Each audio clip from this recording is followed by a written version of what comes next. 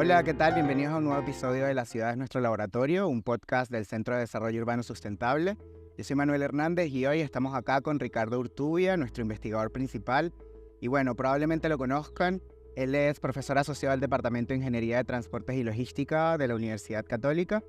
Y además es ingeniero civil industrial, es doctor en matemáticas de la Universidad Politécnica Federal de Lausanne.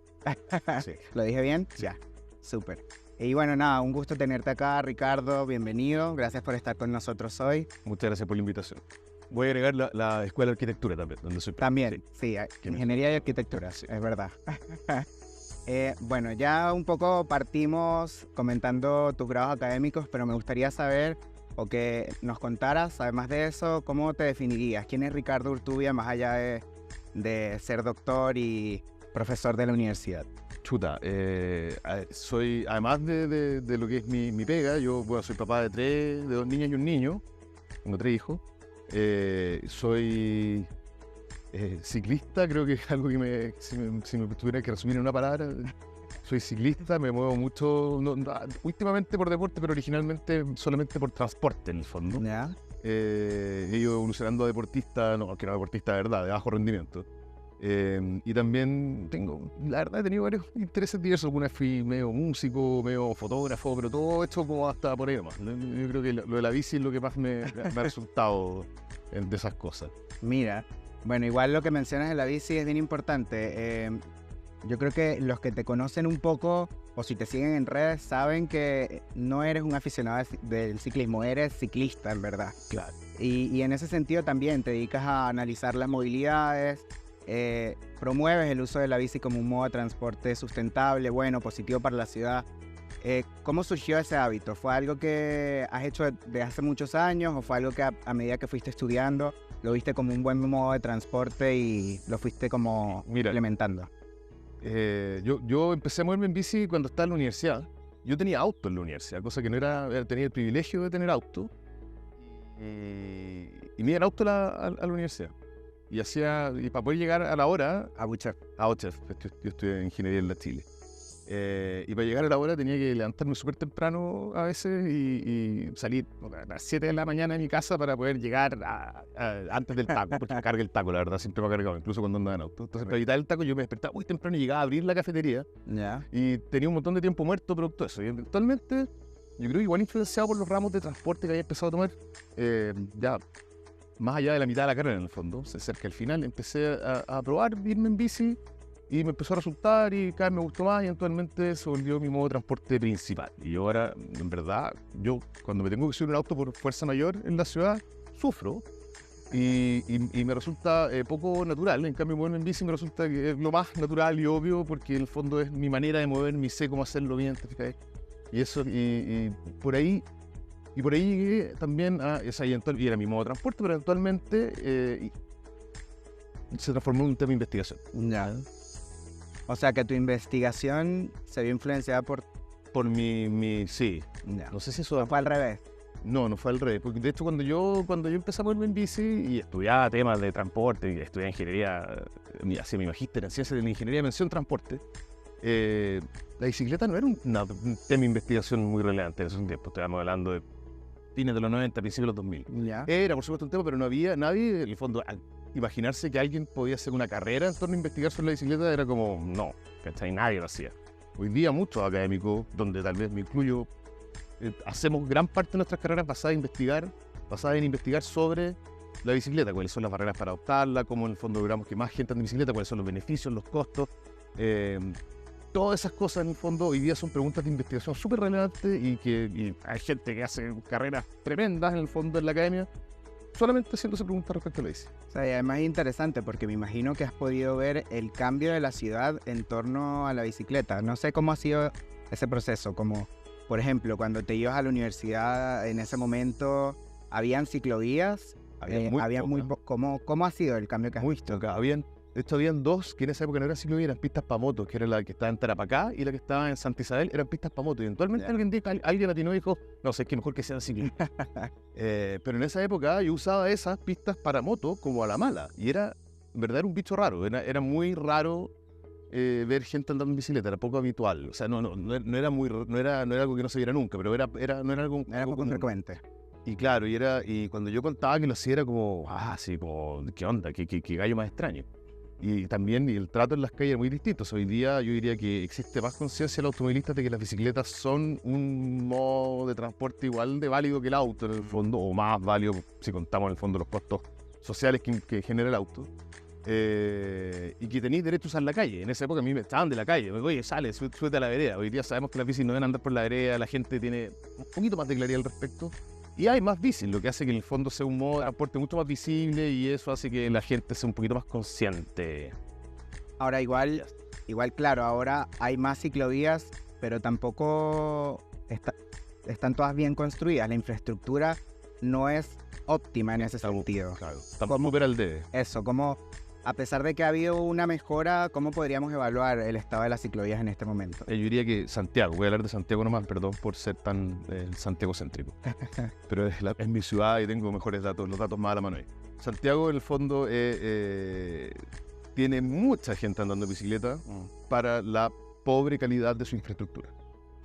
Y Santiago, si tú miráis el clima, su geografía, si tú miráis en el fondo el largo de los promedios de los viajes, Santiago es una ciudad que podría ser muy amable con la bicicleta y podríamos tener mucha más gente pedaleando. Y la barrera para eso es la infra. Y la infra en verdad es pobre. Sí. Y cuando tú pones infra buena, se nota, o sea, si tú ves mirar algunas ciclovías clave en la ciudad que están llenísimas de ciclistas, en las horas puntas sobre todo. Sí. Y eso tiene que ver con que son ciclovías que conectan con los destinos bien. Y lo que nos falta en el fondo, sobre todo, además de la calidad del diseño mismo de las ciclovías, es que se conecten, que sea una red conexa, que te permita llegar básicamente desde casi cualquier lugar de la ciudad a casi cualquier lugar de la ciudad 100% por ciclovía. Cuando eso ocurra, que hoy día no ocurre, vamos a tener niveles de uso de la bicicleta mucho más altos.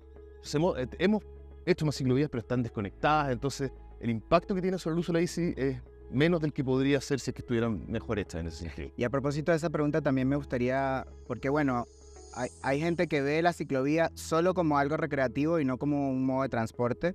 Ajá. Y hay otros que también la satanizan, como eso que tú decías que te pasaba antes y que todavía pasa, como claro. ¿Por qué está esta persona en la vereda? ¿Por qué está en la calle? Porque no hay ciclovía básicamente. Pero pragmáticamente, ¿cómo podría explicársele a alguien el beneficio de andar en ciclovía por una ciudad que tuviera una buena infraestructura? Sí. Bueno, de partida existe yo diría que el error conceptual en la mayor parte de la gente pensar que cuando se hace una ciclovía le quita espacio al auto y eso hace que haya más taco.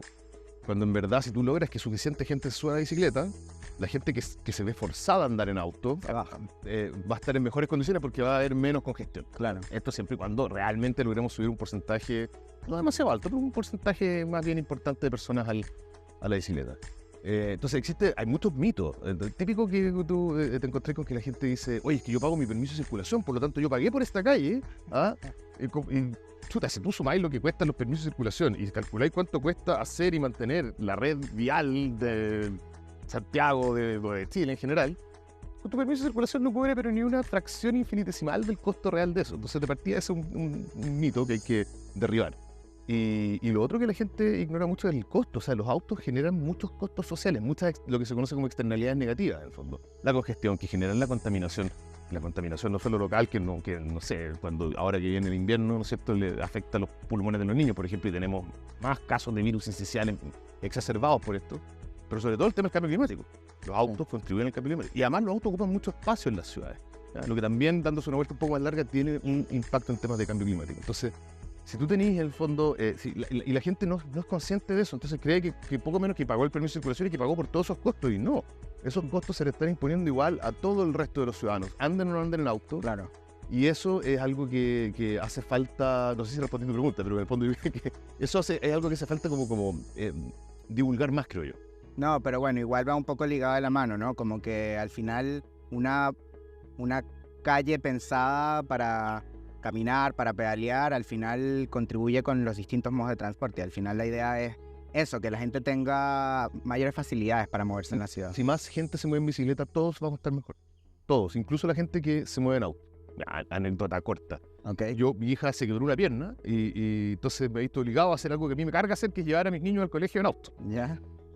y la he estado llevando en auto. Porque antes iban todos en la... Nos vamos en bicicleta generalmente al colegio y tenemos ciclovía a ratos, sí, a ratos no, es parte de mi batalla diaria con algunos alcaldes o alcaldesas.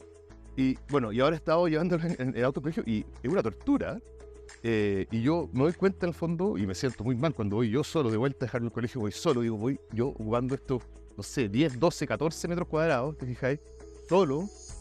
Ahora, en mi caso es fuerza mayor. Claro. ¿Cuántas personas en el fondo las que están alrededor mío, que son un taco, estamos detenidos básicamente, con autos, con el motor andando, ocupando todo este suelo que podría usarse para otras cosas?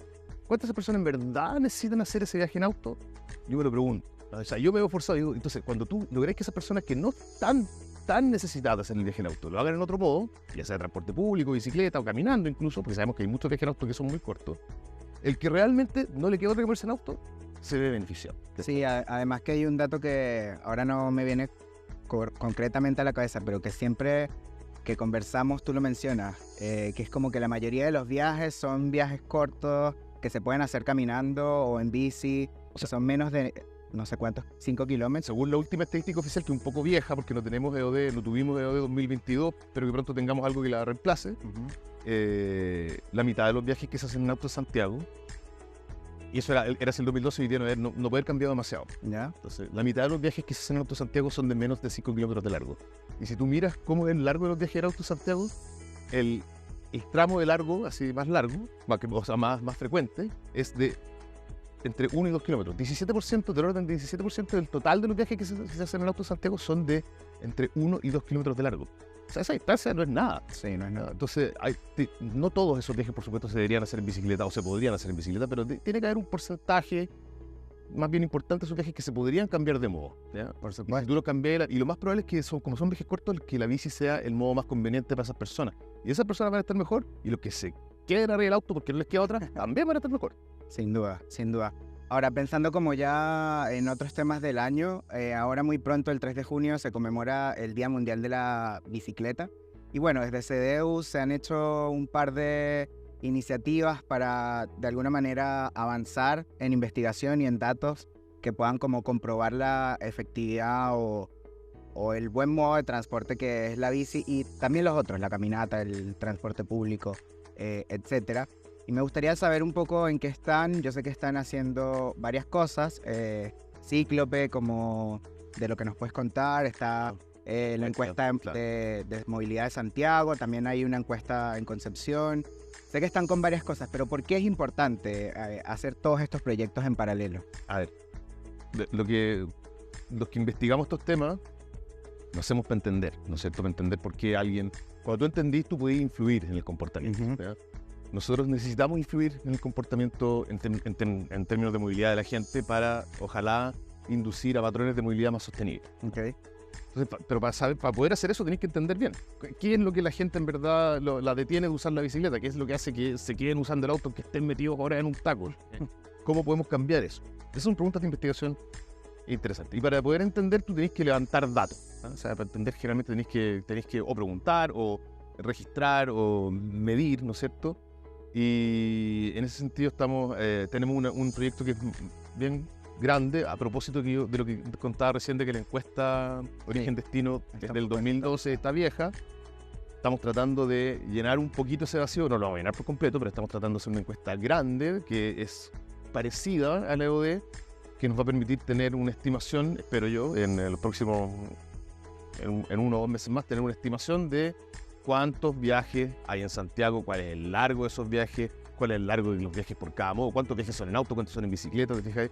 Cuál es el largo de esos viajes. Todo eso es algo que esperamos conocer. ¿Y por qué quería hacer eso? Porque en el fondo, para hacer políticas públicas es muy importante tener esta información. Por eso es un poquito trágico que no se haya hecho la encuesta Origen Destino 2012, porque nos quedamos como ciegos. Como detenidos. Claro, o sea, en el fondo decir, oye, ¿qué está pasando? ¿Cuántos viajes hacen en auto? ¿Qué tan largos son? ¿Cuántos viajes se están haciendo en metro? ¿Cuántos viajes se están haciendo en bus? ¿Cuántos viajes combinan metro con bus? No tenemos información muy fidedigna para saber eso, y es necesario saber eso para tomar decisiones, claro, de política pública muchas veces, o de inversión, ¿ya? O incluso para calibrar nuestros modelos, ¿ya? Que son generalmente modelos matemáticos que nos permiten evaluar escenarios. Por ejemplo, cuando tú querías hacer una línea de metro, ¿ya? No se trata de que alguien vaya y mire un mapa, que algún iluminado mire un mapa y diga, yo lo haría por aquí, ¿ya? Claro.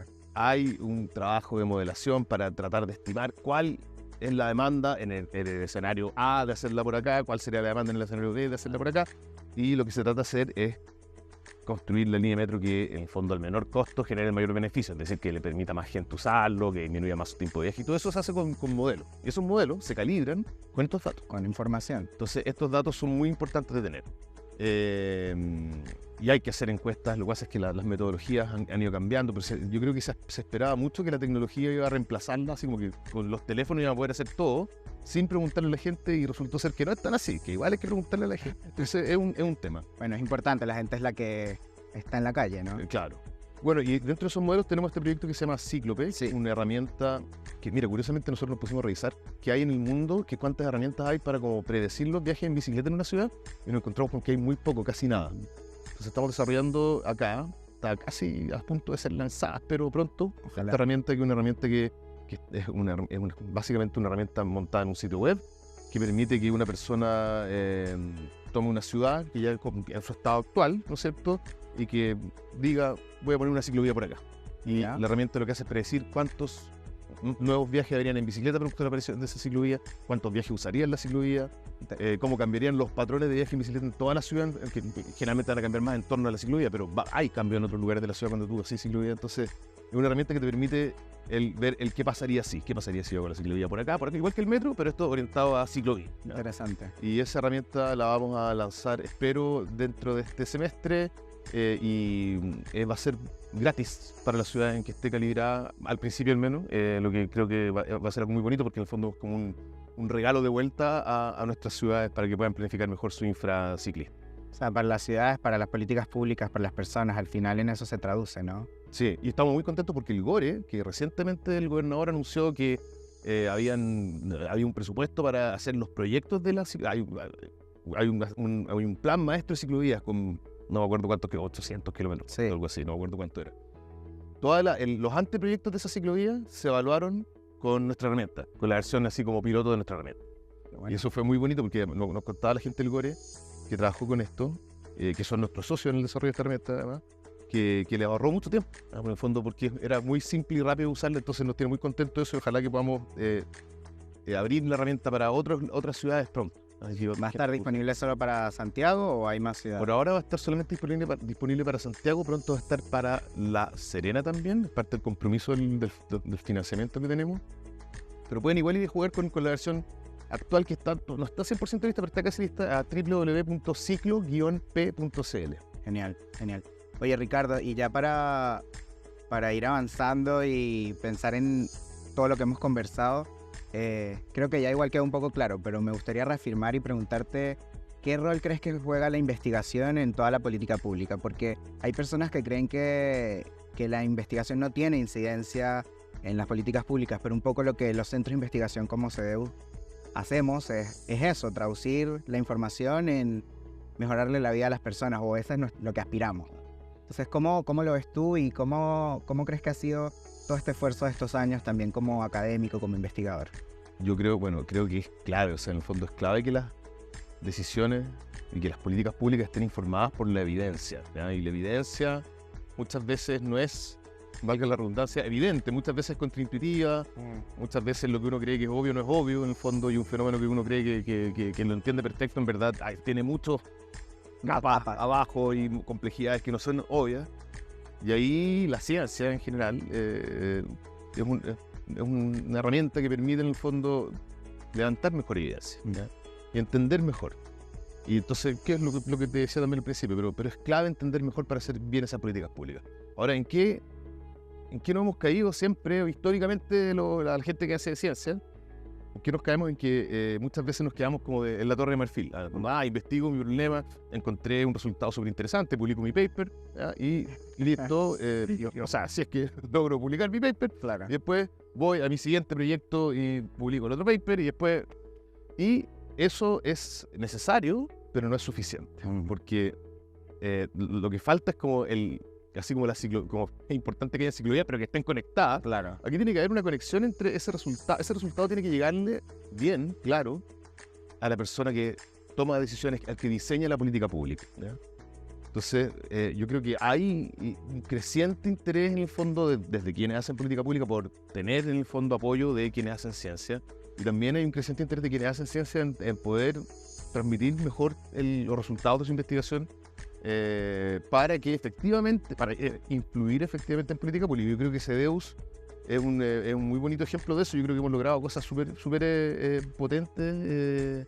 Ahora, igual es un camino difícil, ¿eh? No es trivial hacerlo porque a uno no lo entrenan para eso. Claro. A los científicos no nos entrenan en cómo influir uno hace un doctorado y aprende a investigar, pero en el fondo, cómo hacer que ese resultado pues le llegue al que hace política pública, no es algo que uno aprenda. Y que se implemente y que sirva y que esté vinculado con otros proyectos, con otros temas. Y al que hace la política pública no está entrenado como tú para entender el problema con la complejidad que tú lo entendías. Entonces ahí hay un gap acá, grande, que hay que construir un puente que no es tan fácil de construir, pero yo creo que estamos avanzando en la dirección correcta en ese sentido. Ya, y a propósito de todo lo que estamos conversando y toda la complejidad que implica generar políticas públicas, pero también lo necesaria que es la investigación para hacer esa sinergia, ¿cómo te imaginas tú, desde tus temas de investigación y todo lo que hace el centro, ciudades más inclusivas, democráticas, sustentables, accesibles, justas? ¿Qué crees tú que falta por hacer y a qué aspiras al final? Nos falta mucho, así como la lista al viejito Pascuero, así como es larga. De mis temas de movilidad sobre todo, pero no solo movilidad, también en términos de forma urbana, una ciudad sostenible necesariamente es más compacta que como estamos viendo que crece en nuestra ciudad hoy en día. ¿No? El crecimiento en expansión de la ciudad es muy terrible porque básicamente genera barrios que son dependientes del auto, donde la gente se va a vivir ahí y no tiene otra opción que moverse en auto, y es muy difícil para el Estado llegar a ofrecer transporte público a esos lugares. Es prácticamente imposible hacer un viaje en bicicleta porque son lugares que están muy lejos de los destinos de los viajes.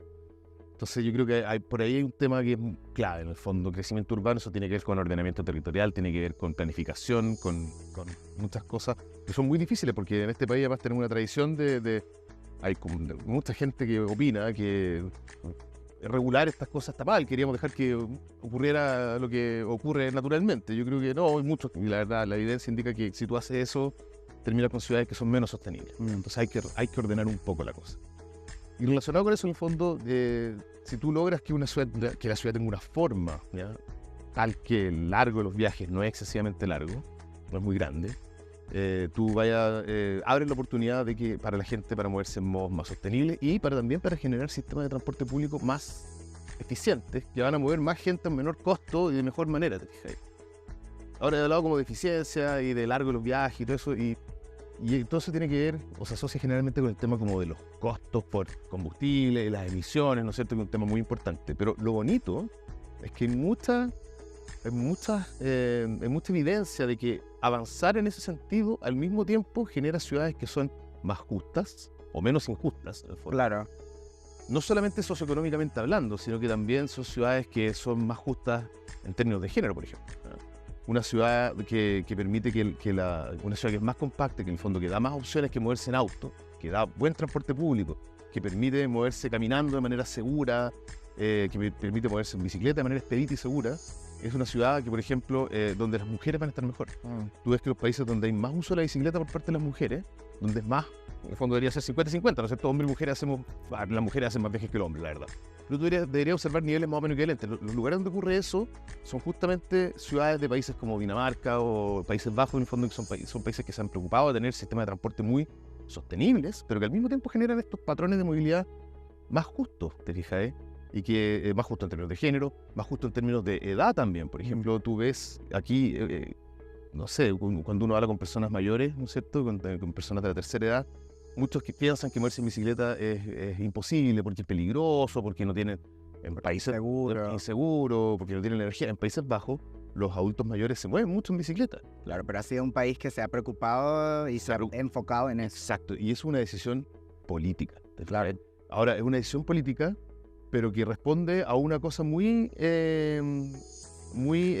empírica, que es que esa ciudad no solamente es más justa, más sostenible, sino que es económicamente más viable que la ciudad que necesita destinar un montón de espacio a estacionamiento, que necesita destinar un montón de de calle, en el fondo, a autos que están básicamente parados todo el día, ¿te fijas? Entonces, Bueno, y pasan eso. otras cosas, ¿no? Que la gente cree que es solo esta idea, pero en verdad cuando las ciudades son así, la gente vive más feliz, se generan más vínculos sociales, hay más comunidad, más sentido de pertenencia, entonces... Hay espacios públicos, porque es mucho más fácil proveer de espacios públicos de calidad a la gente en una ciudad que tiene mayor densidad y donde hay más movilidad que no es en auto. Claro. Es mucho más fácil generar un espacio público porque en el fondo no tienes que hacer estacionamiento, más gente puede llegar caminando, si la ciudad es más compacta. Y eso hace que tengáis gente más contenta, ¿no es cierto? Porque tiene buenos espacios públicos, ¿ya? Mejores que los que tendrían con la misma gente viviendo en una ciudad más expandida. Mejores espacios públicos con menor costo. Claro. Que no tenéis que tener tantos espacios públicos, claro. Y además, en esos espacios públicos hay encuentro social. Y eso también genera una sociedad más cohesionada, donde hay menos polarización, ¿no es cierto? Donde tenéis gente que está dispuesta a convivir con otros que no son necesariamente iguales a mí, ¿te fijáis? Y mientras más... Y te fijáis, está todo lineado en el fondo. Sí. Para lograr eso tú necesitáis básicamente una ciudad más compacta. Entonces como que, así que la ciudad sea más compacta y como que matáis muchos pájaros de un tiro. Ahora, achicar las ciudades no es trivial. Claro, suena fácil. Pero podemos aspirar a que las ciudades no sigan creciendo. Sobre todo las ciudades intermedias en Chile todavía tienen tamaños ideales. Entonces, tú miráis, no sé, Talca. Y Talca yo veo con horror que ya está empezando a crecer como hacia las periferias, en parcelas y cosas así. Pucha, pero si Talca, si tú le miráis, o Calama, la otra vez miraba Calama. Son ciudades como radios de 5, 6, 7 kilómetros, que básicamente, si tú les pones buen infraciclista, la mayoría de los viajes se van a poder hacer bicicleta. Entonces, hay una oportunidad que como que todavía no hemos sabido aprovechar. Bueno, y a propósito de todo esto que dices también y la oportunidad, aprovecho para terminar consultándote que si la ciudad es nuestro laboratorio, ¿qué resultados esperarías tú que obtuviéramos de todo lo que hemos conversado y de todas las investigaciones que has ido haciendo y que esperas seguir haciendo también? O sea, desde el punto de vista como científico, yo creo que hay mucha evidencia ya en el fondo. Yo espero que esta evidencia pueda llegar mejor a quienes deben escucharla y tomar acción en función de ella, ¿ya? Los que hacen políticas públicas. Claro. Que eso es variable, en el fondo hay, independiente del espectro político, hay gente que escucha más, escucha menos, que está más dispuesta. Entonces, por un lado yo espero que eso, ¿está? Y por el lado como personal, ¿a qué aspiro yo en una ciudad? Yo, la verdad, hay un investigador que hay como un dicho que dice, si en una ciudad se puede mover con seguridad un niño, todas las personas en esa ciudad se van a poder mover con seguridad y tranquilo. Entonces mi sueño es tener una ciudad donde yo pueda decirle a mi hijo, ya anda a la casa de tu amigo, ándate en bici, Claro. y que no me dé susto de que me lo atropellen en la esquina. Claro. Entonces yo creo que trabajamos para eso. De hecho hay investigación en CEDEUS que apunta directamente A la movilidad. a la movilidad de los niños, al uso del espacio público de los niños, la investigación que hace Nathan Weintraub, que es el postdoc del grupo Ciudades Accesibles, Exacto. que es donde estoy yo, con Juan Antonio Carrasco. Entonces es un tema que estamos mirando y que todas las luces, todo indica que en el fondo que es importante mirarlo, porque si logramos una ciudad amable para los niños, va a ser una ciudad amable para todas las personas y va a ser una ciudad donde vamos a estar más felices viviendo. Y creo que los países que están, las ciudades que en el fondo que son como grandes ejemplos, han puesto el foco en eso y nosotros como que nos falta. Todavía uno dice eso y como que te miran como, así, como si estuvieras diciendo una cosa, un hipismo. Como te miraban cuando empezaste a usar la bicicleta para ir para la universidad. Claro, como que fuera algo esotérico. No, es una cuestión muy, muy cierta, muy real. Tú necesitas ciudades que sean amables con los niños porque esa ciudad va a ser amable también con todos los demás. Claro. Y todos vamos a estar más contentos viviendo y moviéndonos por esa ciudad. Bueno, ojalá que vayamos avanzando en ese sentido. Te agradezco mucho tu tiempo, Ricardo. Muchas gracias a ti. No, gracias a ti. Bueno, los esperamos en un próximo episodio de La Ciudad es Nuestro Laboratorio. Recuerden que pueden seguirnos en nuestras redes sociales, @CDUchile. Que esté muy bien.